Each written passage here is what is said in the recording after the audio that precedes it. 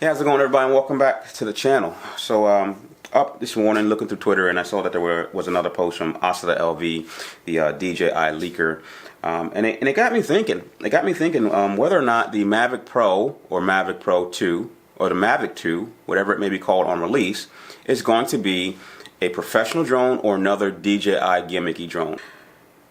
Like a lot of you, I'm waiting to see whether or not Autel is going to release the the Autel Evo drone with the one-inch sensor, and I want to decide whether or not I want to buy the Autel or the Mavic Pro 2. Autel's drone is now a very strong competitor with features that are not currently available on the Mavic series or any DJI drone, where you can use it for 3D mapping. It has the ability, well, no, with the exception of the new Mavic Air, it has the ability to avoid obstacles while flying. It has rear obstacle avoidance, and there's a 3-inch AMOLED display on the controller. And they're saying that the price is going to be less than $1,000 for the 1 over 2/3 inch sensor, and a little over $1,000 for the 1-inch sensor version. Whereas the Mavic Pro 2 is starting off at around $1,300 for the basic package, and we would only assume that the Fly More package is probably going to be around $1,500, similar to the Phantom 4 Pro. So when I see posts like this, I have to think and I have to wonder, what is DJI going to give us this time? Have they taken away a lot of features like they did in the Mavic Air? And are they going to give us a professional level drone? Or are they going to give us another gimmicky drone like the Mavic Air with gesture control, or the Spark with gesture control, and take away a lot of the controls and features that a lot of us like to have? Even though we may not use them, we still like to have the ability to do things like focus or go through our menus and adjust certain parameters. I said, if they don't come out with rear obstacle avoidance, I'm not going to buy it. Back on January 3rd, Autel Evo said the Mavic Pro 2, or Mavic 2 at that time, he didn't call it Pro 2, he called it Mavic 2, has a bigger battery, a 1-inch sensor, and it has no rear obstacle avoidance. And I'm like, why would it not have obstacle avoidance? You've been telling us that this thing is going to be like a Phantom 4 Pro in a Mavic form factor or fat Mavic body. That, in my opinion, is taking away. So you're charging me more for a 1-inch sensor, but you're taking away features that are already on current drones like the Phantom 4 Pro. Another thing, the latest post that had me thinking, if the DJI Mavic Pro 2, because it looks like now it's been labeled officially the Mavic Pro 2, is going to be worth the money, is the fact that they've taken away another feature that makes the camera less valuable than the current Phantom 4 camera, Phantom 4 Pro camera. And that, he says, is that the Mavic Pro 2 will not have a mechanical shutter. Does that matter for some? No, maybe not. Maybe not. If you use an action camera and you do this, you get this little rolling effect. It's called a rolling shutter, and that happens when you don't have a mechanical shutter.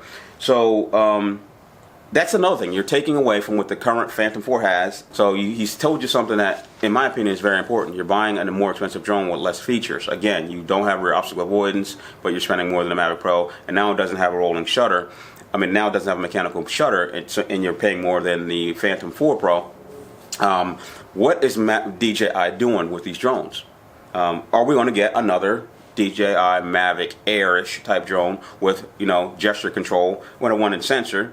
Most people who know what a 1-inch sensor is or know what benefits a 1-inch sensor has are going to want more professional control over it. They're going to want to use it for, I guess, higher level things. And what you're telling me is you've taken that away.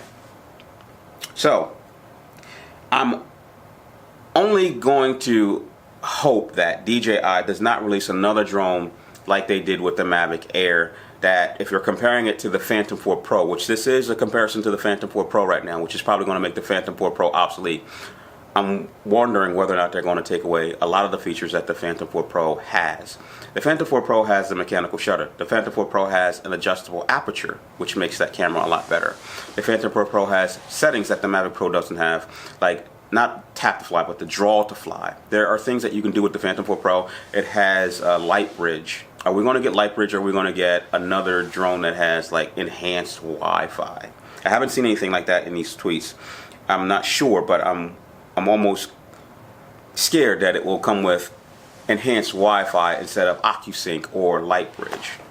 which are available, have been available on all of the professional line drones that DJI has released. The Phantom 3 Professional, the Phantom 4 Professional, the Mavic Pro have all had that either light bridge or OcuSync technology. So again, the question I ask you guys, do you think that you're going to get a professional drone or another gimmicky fly around with your hand drone that you have less control over and pay more for it?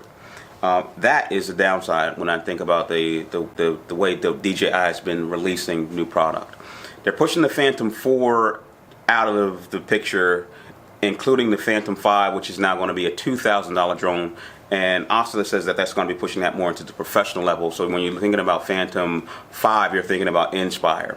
You're not thinking about, us who want to travel with it and just get some, some basic aerial photography. You're thinking about people who actually want to use this for movie making, right? But they've moved it out of the prosumer arena and put it into the professional arena. So now we're probably going to have the Mavic Pro 2, the Air, and the Spark as the prosumer or lower end. I say lower end, but I mean less than professional level drones. I want something that's basically in the middle. But again, what do you guys think? Do you think that DJI has been taking away features and charging you more? Do you think that the Mavic Pro 2 is going to offer more features than any of the current DJI drone series? Will it have more than the Mavic Air? Will it have more or less than the Phantom 4 Pro? For me, it's kind of a gamble. I don't know if I actually want to rush to market to get this thing, because what DJI does is they will give you the specs, the features of this drone. Oh yeah, it's got a longer flight time, it's got a 1-inch sensor, and until you actually bought it, bring it home and go through the actual settings menu to see what that thing can actually do, you don't know what you're getting. Some people have commented, oh, you should have done your research. You can't do research on something that's not available. The only thing that you have available is the specs that they release, that they tell you at release. You don't even have a manual to look through to see what this thing can do. So you get this drone hoping that it has an adjustable shutter, or it has an adjustable aperture, or hoping that it has focus or something like that, and you find out it doesn't after you've already bought it. And I'm not going to fall for that one again. So anyway, I'm rambling here. I just want to get you guys' opinion and kind of put that out there.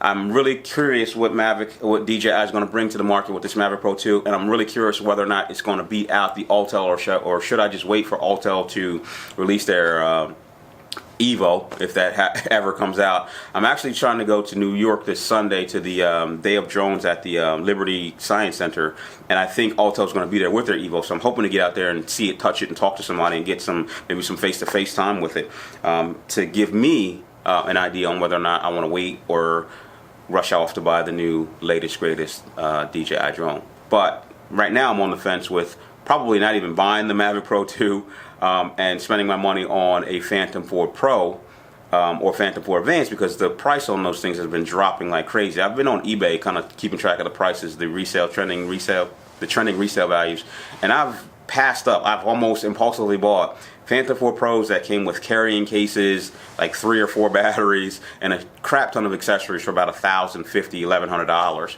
And these weren't even just Phantom 4 Pros. These were Phantom 4 Pro Pluses with the built-in screen. So for me, I think if DJI disappoints me with the release of the Mavic Pro 2, what I'll do is keep my current Mavic Pro and go get a Phantom 4 Pro for the professional level stuff that I probably want to do with if I get my Part 107. Just the way I'm thinking. But anyway, if you guys happen to be in Jersey at the Liberty Science Center for the Day of Drones, hey, please, if you see me, say hi. Let's talk. Let's walk around the convention together and talk about drone technology and where we think it should go, rules, regulations, so on and so forth. I appreciate you watching, and I will get back to you soon. Talk to you later. Bye.